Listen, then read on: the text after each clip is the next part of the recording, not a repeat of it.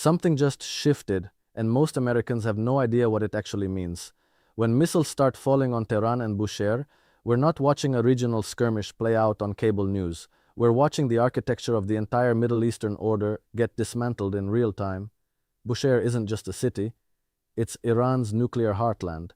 And when you strike there, you're not sending a message, you're crossing a threshold that cannot be uncrossed. Here's what nobody in Washington's media circles wants you to sit with quietly. Iran has been patient, strategically, almost unnervingly patient, for decades. But patience has a breaking point, and great powers, even wounded ones, do not absorb existential strikes without consequence. The moment you target a nation's nuclear infrastructure and its capital simultaneously, you haven't just escalated a conflict, you've potentially ignited the match sitting inches from a powder keg that stretches from the Persian Gulf all the way into the corridors of Beijing and Moscow. And America, the ordinary American sitting at home, deserves to understand exactly what's being done in their name and what it's going to cost. Let's start with something that rarely gets said plainly on American television. Iran is not some rogue nation that woke up one morning and decided to become the world's villain. That narrative, the one you've been fed for 40+ years, is one of the most carefully constructed pieces of geopolitical mythology in modern history. And I say that not to defend the Iranian government, not to excuse any of its actions, but simply because if you want to understand what's happening right now, if you genuinely want to understand why bombs are falling on Tehran and Bushehr, you have to start with the truth, not the story. Because here's the thing about geopolitics. When you only receive one side of a story, you don't actually understand the conflict. You only understand the justification being offered to you by one of the parties involved. And in this particular case, the party offering that justification happens to control most of the media infrastructure that Americans consume on a daily basis. So let's slow this down and actually look at what we're dealing with. Iran in 1953 had a democratically elected prime minister named Mohammad Mossadegh. He made one critical decision. He nationalized Iran's oil industry, taking it back from British control. Within months, the CIA and British intelligence had organized a coup, removed him from power, and reinstalled the Shah, a monarch who served Western interests obediently for the next 26 years. 26 years of authoritarian rule, backed by American money, American weapons, and American political cover. When the Iranian Revolution happened in 1979, it didn't happen in a vacuum. It happened as a direct and predictable response to decades of foreign interference in Iranian sovereignty. This is not a controversial historical claim. This is documented, declassified, admitted history. And yet, somehow, it almost never makes it into the mainstream conversation about why Iran and the United States are adversaries today. That foundation matters enormously right now because when you watch the strikes on Tehran and Bushehr, and you hear the language coming out of Washington and Tel Aviv, words like necessary, defensive, preemptive, you are hearing the latest chapter in a conflict that goes back generations, and the people engineering this latest chapter are counting on you not knowing the earlier chapters. Now let's talk about Bushehr specifically, because this is not incidental. Bushehr is home to Iran's primary nuclear power facility. It is the symbolic and operational center of Iran's entire nuclear program. When Israel and the United States coordinate strikes on Bushehr, they are not simply targeting military infrastructure, they are targeting Iran's future, its energy independence, its technological sovereignty, its ability to develop and assert itself as a modern nation-state in a region where energy and military capability are the only real currencies of power. You don't hit Bushehr unless you are sending a message that goes far beyond this particular moment. You hit Bushehr when you want to tell a country, and the world, that you have the right to determine the ceiling of another nation's development. That is an extraordinary claim, and Americans deserve to ask themselves honestly whether that is a right they want their government exercising on their behalf. And Tehran, hitting the capital city, is in a category entirely its own. Capitals are not just administrative centers. They are the beating hearts of national identity.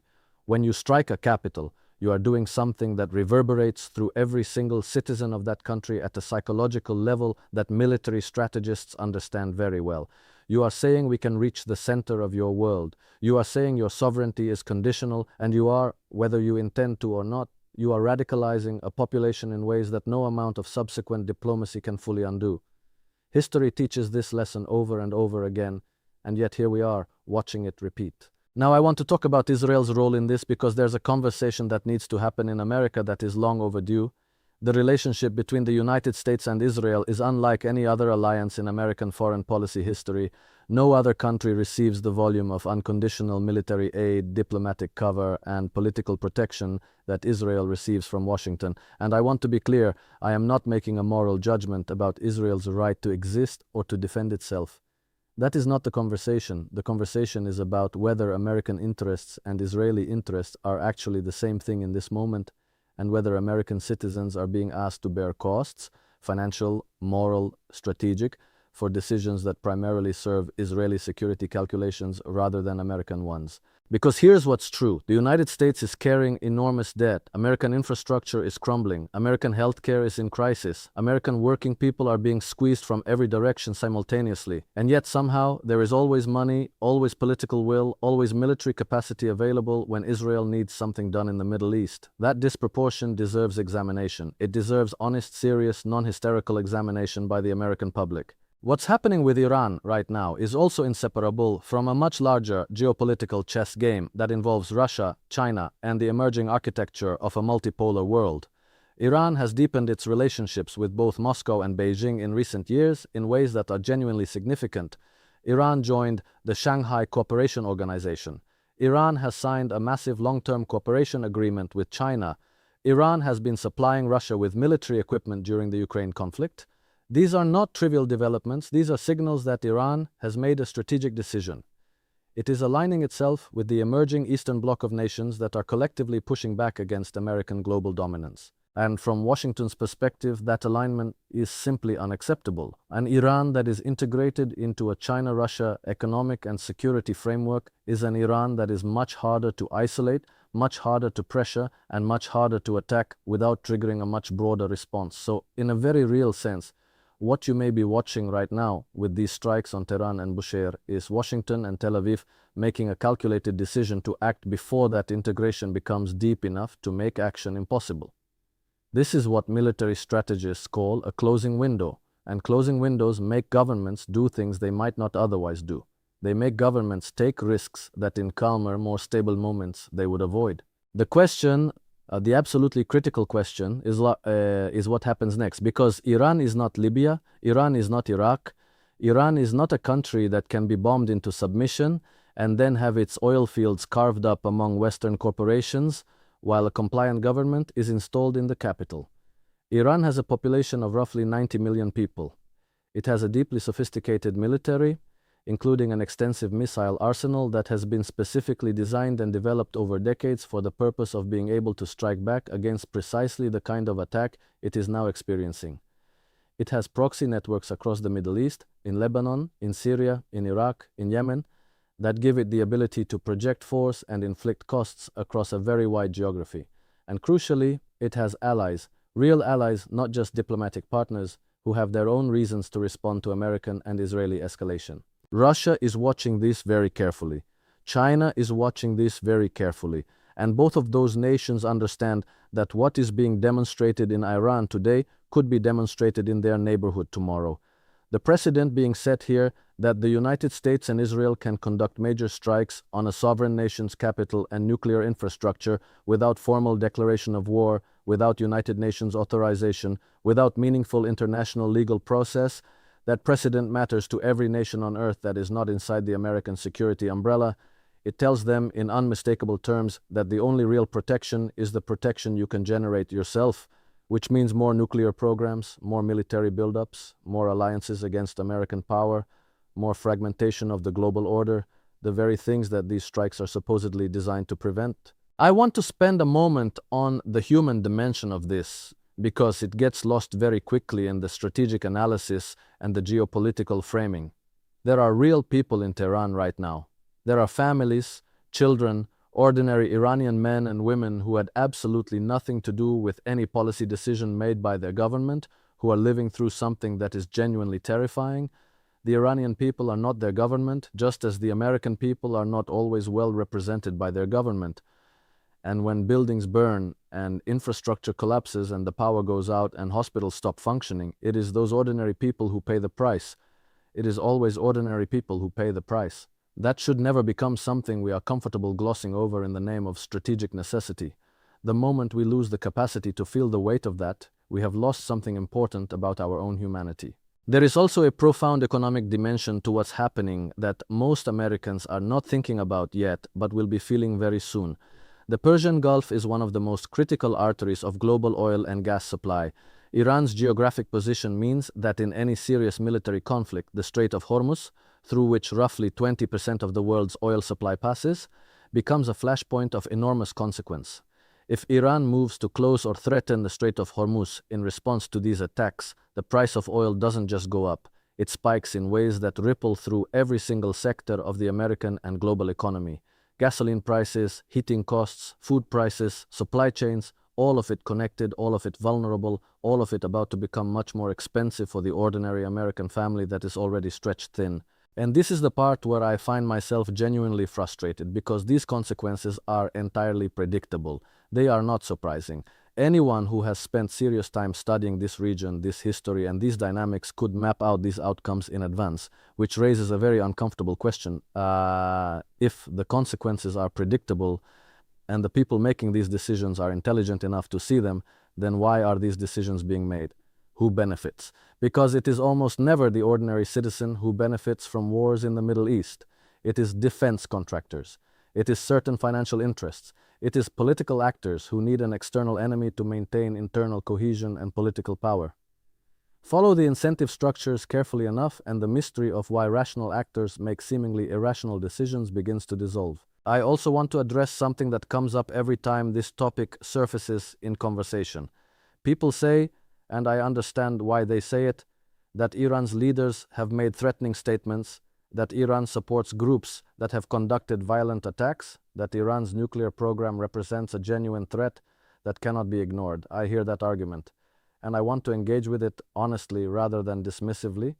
Yes, Iran has made threatening statements, so has the United States, so has Israel.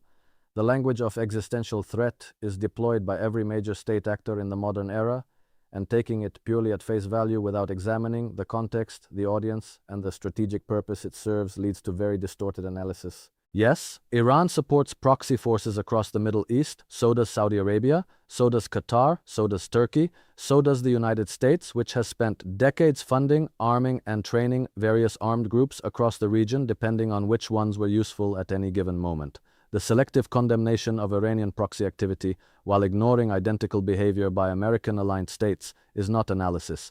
It is advocacy dressed up as analysis. And yes, Iran's nuclear program is real and it is significant. But here's the thing, and this is the part that never gets said clearly enough: Iran's nuclear ambitions, to whatever extent they exist, did not emerge from nowhere. They emerge from a security environment in which Iran is surrounded by nuclear-armed states, is under constant threat of military attack, and has watched the United States invade and destroy two neighboring countries, Iraq and Afghanistan, in the span of a few years, while doing nothing to a third neighbor, North Korea, which actually had nuclear weapons.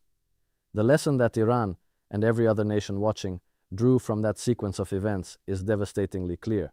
Nuclear deterrence is the only genuine protection against American military power. You may find that conclusion uncomfortable. You may wish the world worked differently, but wishing doesn't change the strategic logic that nations operate under.